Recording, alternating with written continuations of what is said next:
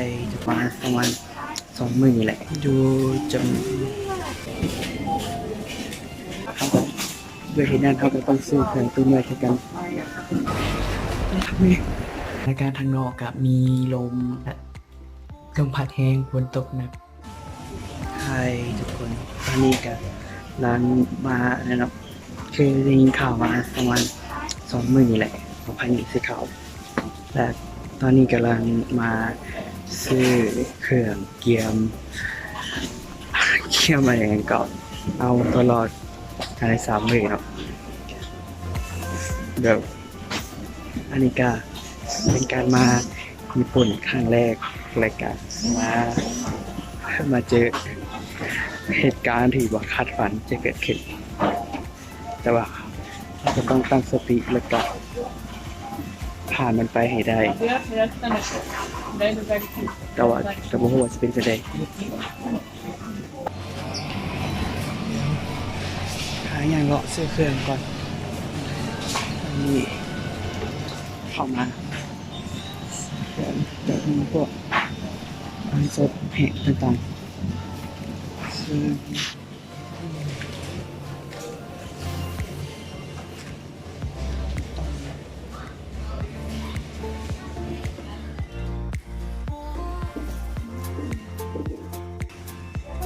อยู่จำ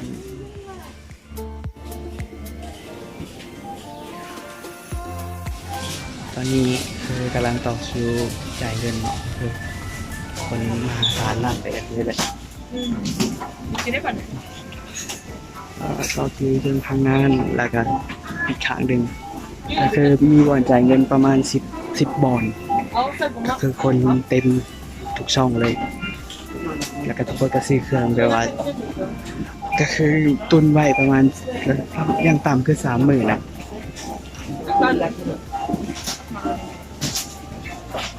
แล้วก็เขากับด้วยเหตุนั้นเขาก็ต้องซื้อเครื่องตัวใหม่ให้กัน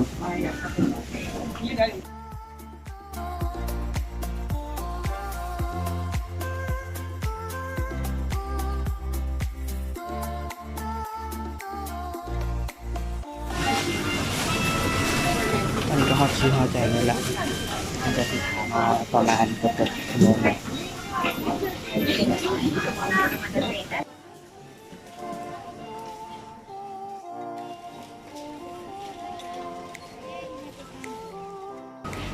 นี่ก็เราจะอยากกลับบ้าน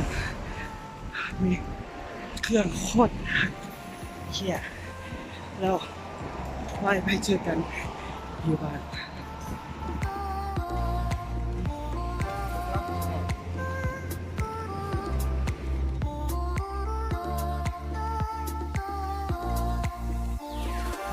ตอนนี้ก็เป็นมื้อที่2ของการแจ้งเตือนเองก็เกี่ยวกับพายุที่เขาโตเกียวเนาะซึ่งสถานการณ์ตอนนี้คือประมาณ6:45ณกำลังอัดตอนนี้คือมีการแจ้งเตือนให้เตรียมพร้อมที่จะอพยพไปอยู่ในพวกevacuation shelter หรือว่าบ่อนสำหรับการอพยพนะซึ่งสถานการณ์ทางนอกกับมีลมพัดแรงแล้วก็ลมพัดแรงฝนตกหนักตอนนี้สิ่งที่เฮ็ดได้คือเตรียมตัวให้พร้อมเกี่ยวกับสถานการณ์ทุกๆสถานการณ์ที่จะมาฮอดซึ่งเขาเองก็บ่เคยพบกับเหตุการณ์แบบนี้มาก่อนในชีวิตเป็นอีหยังที่แบบว่าลุ้นระทึกทุกนาทีเลยว่าจะเกิดอีหยังขึ้นตอนนี้กันได้แต่นั่งท่าฟังการแจ้งเตือนว่ามันจะเป็นจังไดต่อไป แต่ว่าเฮาก็พยายามตั้งสติเนาะเพื่อแบบใดตั้งสติบ่ตื่นตูมเกินเหตุพยายามฟังข่าวแล้วก็การแจ้งเตือนที่ของ City Hall ว่าเกิดยังขึ้นในตอนนี้แล้วเขาควรจะเห็นยังมีสติซึ่งถ้าเกิดยังขึ้นถ้าสมมติคลิปนี้ได้ออกก็แสดงว่าอยู่รอดปลอดภัยแต่ถ้าสมมติมียังเกิดขึ้นโทรศัพท์เสียหรืออย่างยาแยงไปกว่านั้นก็อาจจะแนวหักโพสต์ลง Facebook ถ้าสมมติใครติดตามใน Facebook ในตอนนี้ก็จะมีการอัปเดตสถานการณ์ว่าเป็นอยู่ดีมีแฮงบ่เป็นเหตุการณ์เป็นจังไดนะ เฮ้ยแล้วไว้เจอกันเดี๋ยวถามมีอีกอย่างเกิดขึ้นจะมาอัดวิดีโอต่อแล้วกันไปบ่ฮู้ว่าวิดีโอนี้จะลงตอนใดหรือบางทีอาจสิบ่ได้ลงแต่ว่ากันก็อยากบันทึกไว้ว่าเหตุการณ์ครั้งนี้ครั้งหนึ่งในชีวิตก็คือต้องมาเจออีหยังแบบนี้ที่แบบกะฮู้แหละกับว่าไอ้ก็ญี่ปุ่นมันเป็นประเทศที่การเกิดภัยพิบัติมันเป็นเรื่องปกตินะแล้วก็คนญี่ปุ่นเองเขาก็รู้สึกเขาก็รู้สึกกับเหตุการณ์แบบนี้เป็นเหตุการณ์ที่เชื่อจังได๋คือรัฐบาลมีการแจ้งเตือนด้านว่าจะมีเหตุการณ์นี้เกิดขึ้นเนาะสมมุติว่าคือสถานการณ์ปัจจุบันนี้เนาะคือทางพวกgovernment หรือรัฐบาลเพิ่นก็มีการออกแจ้งข่าวว่าให้เตรียมพร้อมรับมือเกี่ยวกับอาหารแล้วก็อาหารน้ำดื่มว่าควรจะเฮ็ดจังได๋สถานการณ์ก็คืออัปเดตแบบ real time เลยว่าเกิดหยังขึ้นตอนนี้เฮ็ดจังได๋เป็นจังได๋แต่ละเมืองก็มีการรับผิดชอบแล้วก็มีการแจ้งข่าวที่ค่อนข้างจะแน่นอนแล้วก็น่าเชื่อถือหั่นนะซึ่งอันนี้ก็เป็นจุดหนึ่งที่เฮ็ดให้รู้สึกอุ่นใจว่าเฮาจะสามารถอยู่รอดปลอดภัยจนกลับลาวได้ในปีหน้าอันนี้ก็อาจจะยิ้มได้แต่ที่จริงก็คือว่าได้อันนี้ก็ยังแบบก็ตื่นเต้นอยู่ตื่นเต้นแบบวิญญาณนะแล้วไว้เจอกันเดี๋ยวสิมาอัปเดตต่อว่าเป็นจังได๋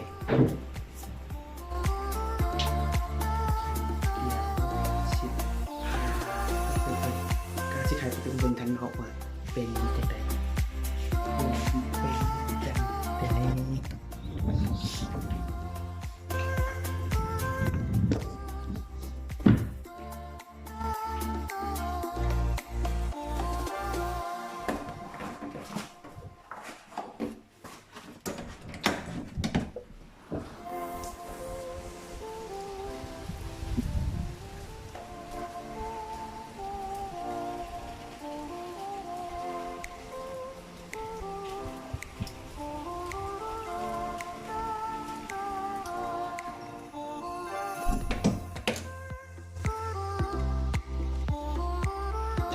ฉุกเฉินตอนนี้เราได้รับการแจ้งเตือนว่าต้องเฝ้าอพยพต้องอพยพเดี๋ยวนี้ Wait a minute. I preparing my computer. เราจะต้องแล้วไปหาที่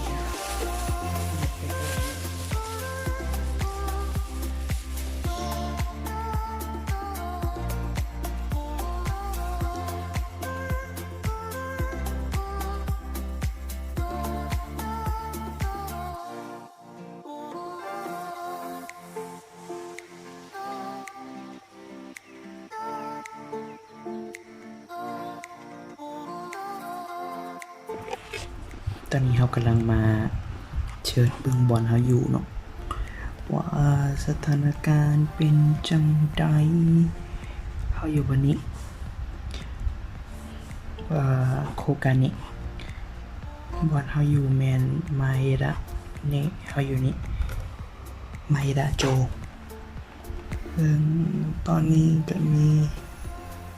เราเชีย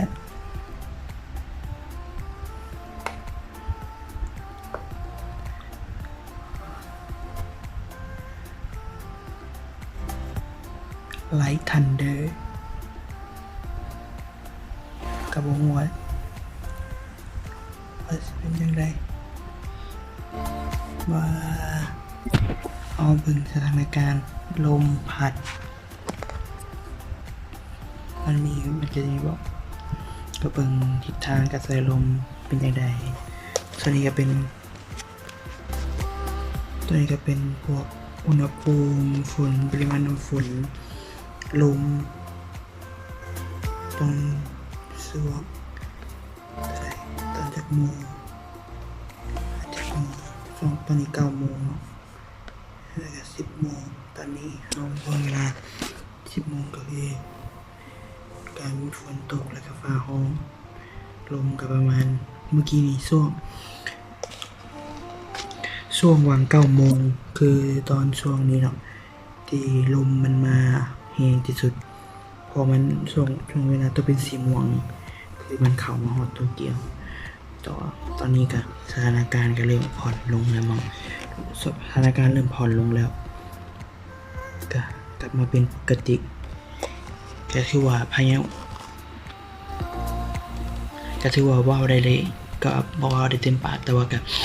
แต่พออุ่นใจแล้วว่าพายุมันผ่านไปแล้ว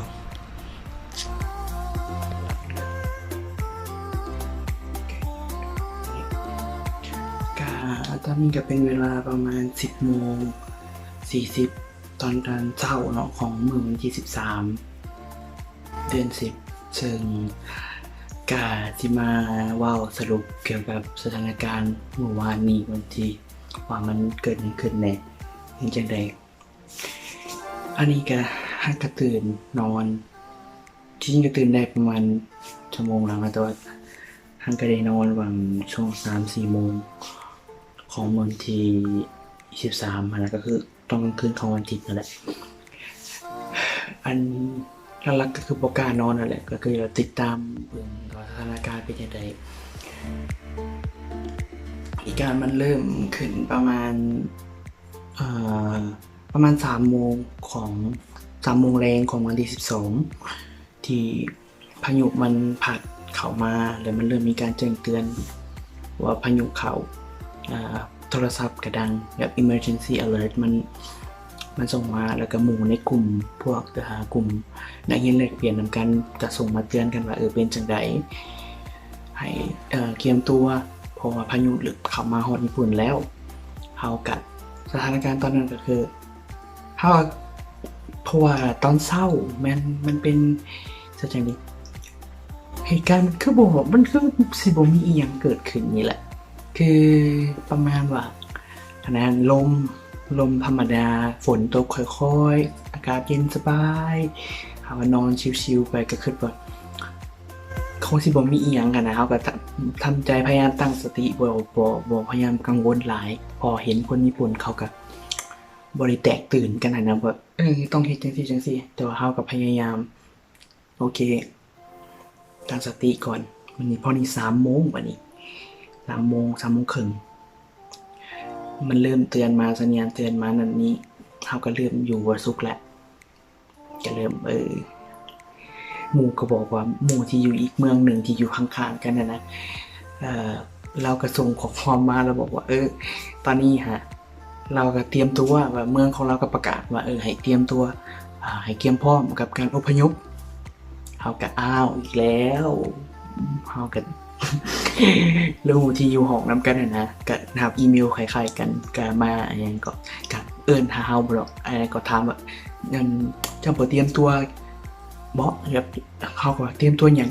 อันนี้แบบบ่ฮู้เลยนะบ่ค่อยได้สนใจปานใดแบบพยายามคิดว่าจะอยู่เฮือนแล้วล็อกประตูไว้ก็เตรียมตัวก็บอกถ้าสมมุติมีเหตุการณ์หยังเกิดขึ้นและทางเลยแบบ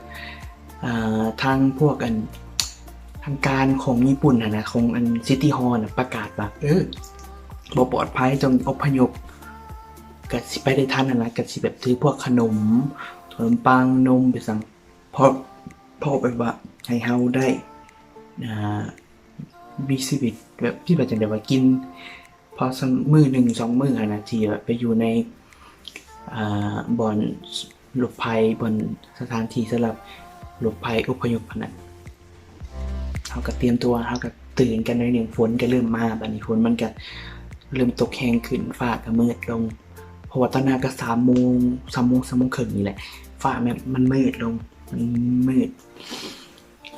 ก็เริ่มตื่นนำกันก็ส่งขอความไปหาอีกคนหมู่คนลาวที่อยู่เมืองข้างๆก็โทรหากันว่าเป็นจังใดอัปเดตสถานการณ์บัดนี้ครับก็อยู่ท่าประมาณเวลามันก็มาฮอด5 โมงบัดนี้เขาก็ทำกับพยายามบ่แตกตื่นก็ไปล้างหน้าไปสังหารเลยแต่บัดนี้กำลังล้างหน้าอยู่ดีๆโทรศัพท์ดังขึ้นมามันเป็นก็ emergency alert นะว่าพายุมันฮอดนี่แล้วมันกำลังจะเข้ามาโตเกียวอย่างประมาณนี้นะ5 โมงเขาก็ย่างออกมาแลนออกมาจากห้องน้ำมาว่ากับหมู่ที่ห้องนำกันว่าเฮ้ยพวกเขาจะเห็นอย่างดีสิออกไปเพราะว่าก็บอนรีภัยที่ใกล้ที่สุดก็คือโรงเรียนนั่นประถมของโครงงานนี้ที่อยู่ใกล้ๆกันนี่นะแล้วเขาก็คือตัวว่ากันว่าสิไปดีบ่เพราะว่าถ้าสมมุติเกิน6 โมงมันอันตรายนะที่จะตากฝนอย่างออกไปแต่มอน่ะก็บอกว่าแบบว่ามันเสี่ยงนะที่เขาจะไปเพราะว่าถ้าสมมติเขาออกจากบ้านก็คือเขาบ่มี Wi-Fi ใช้เขาจะกลายเป็นแบบโทรศัพท์ก็ใช้บ่ได้เขาก็สิบ่ฮู้หยังเลยถ้าสมมุติเขาไปแล้วเขาหลงขึ้นมาเฮ็ดจังได๋ก็เลยว่าโอเคตกลงนำกันว่าบ่ไปอยู่เรือนก็ออกมานั่งเพราะว่าประตูห้องนอนมันเป็นประตูแก้วเนาะแล้วก็หมอนที่เขานอนมันใกล้กับแหวนนะมันเป็นแหวนแล้วก็โอเคบ่ไปเขาก็เลยออกมานั่งท่าอยู่นอกอยู่บนพื้นครัวบนคอมมอนรูมก็นั่งถ่ายดนตรีนั่งฟังข่าวไปติดตามข่าวเปิดทางแบบพวกแอปพลิเคชันพวกนี้ก็ไลฟ์แคมเมราของมัน YouTube นะที่แบบเป็นของโตเกียวแล้วก็ฟังข่าวเบิ่งแบบอัปเดตทิศทางลมว่าไปฮอดไสก็หลักๆกับ3-2ทางอีกแล้วก็อีกคนหนึ่งแล้วก็เบิ่งในพวกเว็บของพวก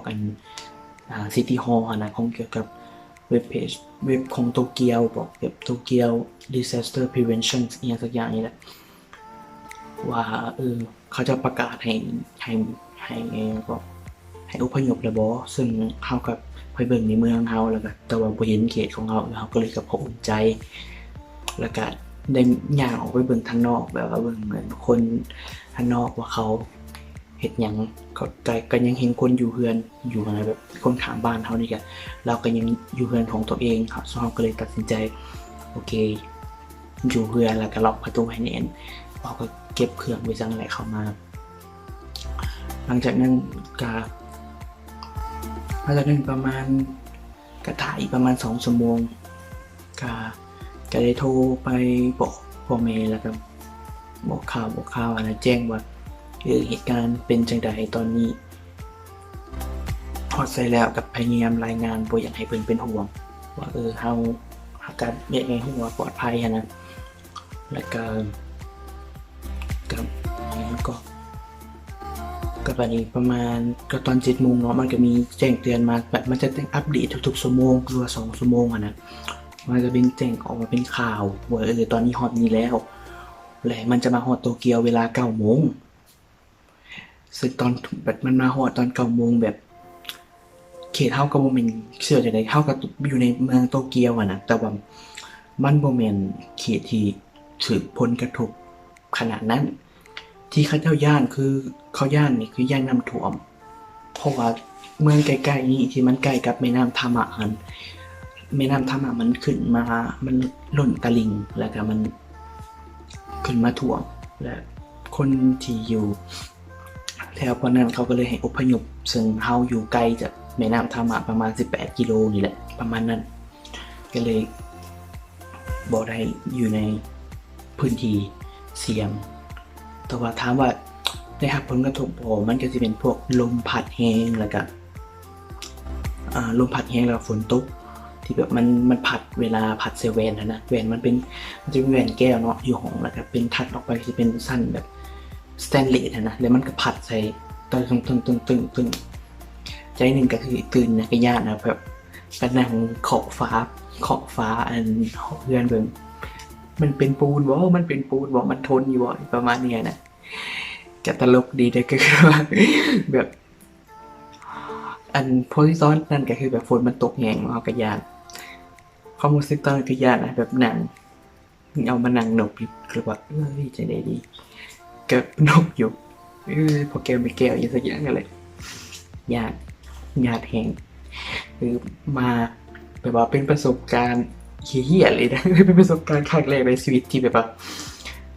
รู้สึกว่าตัวเองจะต้องเผชิญอันตรายแบบนี้อะนะคือแบบว่าถ้าสมมติเทียบเนาะน้ำท่วมอยู่บ้านเฮาอะนะขึ้นเพียงหัวเข่านี่เฮาก็ยังตกใจแล้วนะที่มันท่วมเรือนเฮาอันนี้คือแบบต้องนั่งรุ่นว่าเขาจะสิประกาศให้ลิออกให้อพยพตอนใดและต้องอพยพเดี๋ยวนี้หรือบ่แบบบ่ฮู้ว่าสิเฮ็ดจังได๋เลยนะคือแบบมาญี่ปุ่นได้3อาทิตย์ ประมาณ3อาทิตย์เกือบ4วิกมื้อนี้ไปกับ4อาทิตย์ละคือว่าแบบเป็นการต้อนรับเลยนะคือพายุที่ใหญ่ที่สุดในประวัติศาสตร์เข้ามาตอนเข้ามาญี่ปุ่นแล้วก็เรื่องอีกหนึ่งคือภาษีขึ้นตอนที่เข้ามาญี่ปุ่นเป็นแบบ2เรื่องแล้วที่แบบต้อนรับการมาของเขาซึ่งเขาก็บ่ฮู้ว่าในอนาคตตอนหน้าอีกประมาณ10หรือ9เดือนนี่แหละเขาจะต้องเจออย่างไหนหรือคือแบบเป็นการประจนภัยในญี่ปุ่นที่แบบว่าครบทุกรสชาตินะคือทั้งเรียนหนังสือประสบการณ์การท่องเที่ยวประสบการณ์การเรียนภาษาและที่สำคัญที่สุดคือประสบการณ์เกี่ยวกับการรับมือภัยธรรมชาติที่แบบว่ามันบ่คือกับประเทศเฮาอะนะคือเขาเจ้าเตรียมพร้อมอีหลีเตรียมพร้อมมีการแจ้งเตือนมีการประกาศข่าวมีการแนะนำว่าจะเฮ็ดจังได๋เพื่อจะรับมือและก็เพื่อจะป้องกันชีวิตหรือว่าปกป้องชีวิตของเจ้าของอะนะแบบแต่ว่าข้อเสียอย่างหนึ่งคือมันบ่ค่อยมีภาษาอังกฤษและเฮาก็ต้องงมเท้าแคปเอาภาษาญี่ปุ่นแล้วก็ไปแปลใน Google Translate อีกทีนึงก็แบบ what the fuck ก็ย่านใจหนึ่งก็ย่านแล้วนะแล้วยังต้องมานั่งแปลภาษาอย่างเป็นภาษาอังกฤษ แบบเป็นการประจนภัยที่แบบว่าสุดโหดนะแบบโหดมันฮาครบทุกรสชาติการมาญี่ปุ่นครั้งนี้แบบสุโคยเดสมากโอเคมาฮอดนี่มันเป็นลองวิดีโอแบบถ่ายแบบลองเทคขนาดนั้นสิประมาณ10ตอนนี้11นาที12ละรวมทั้งหมดรวมวิดีโอทั้งหมดก็น่าสิประมาณ20กว่านาทีผมมั้งแต่บ่แน่ใจแต่ว่าก็มาฮอดนี่ก็ขอขอบใจสำหรับทุกคนเนาะที่กดเข้ามาเบิ่งแล้วก็กดยิงกันอย่างคอมเมนต์ให้กำลังใจแล้วก็ขอบใจทุกคนที่เป็นห่วงส่งข้อความมาถามใน Facebook หรือว่าช่องทางการสื่อสารต่างๆว่าเป็นจังได๋ปลอดภัยดีบ่จังซี่เฮาก็รู้สึกขอบใจหลายๆแล้วก็ขอบใจหมู่เพื่อนทุกๆคนเนาะที่อยู่แสดงเป็นกำลังใจให้เป็นห่วงเป็นใยเฮาก็ขอบใจหลายๆรู้สึกแต่ว่าก็รู้สึกอุ่นใจหาจังหน่อยเฮาก็บ่ได้อยู่คนเดียวเฮาส่งข้อความไปหาก็มีคนตอบเฮาสิหรือมีคนส่งข้อความมาหาเฮาว่าเป็นห่วงเด้อสู้ๆเด้อปลอดภัยเด้อคือจังก็รู้สึกขอบใจหลายๆมาฮอดนี้กับวิดีโอของเฮาก็ถือว่าจบลงก็บ่มีหยังหลายวิดีโอนี้มันบ่มีหยังหลายบ่มีสาระหยังหลายดอกก็เป็นวิดีโอยาวๆวิดีโอนึงถ้าสมมุติว่ากดมาเบิ่งจนฮอดจบตอนนี้ก็คือว่าขอบใจหลายๆเนาะที่กดเข้ามาเบิ่งกันแล้วก็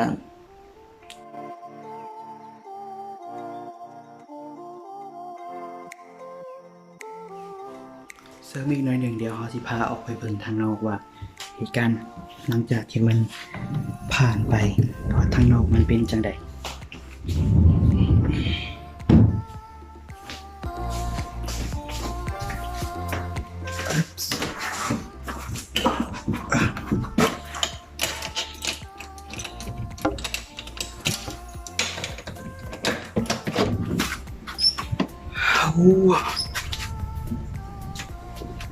เช้าวันอาทิตย์ที่แสนสดใส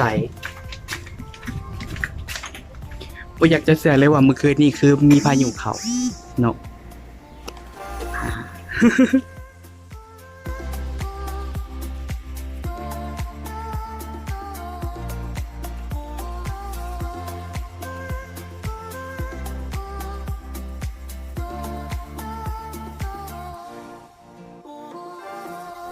บ๊ายบาย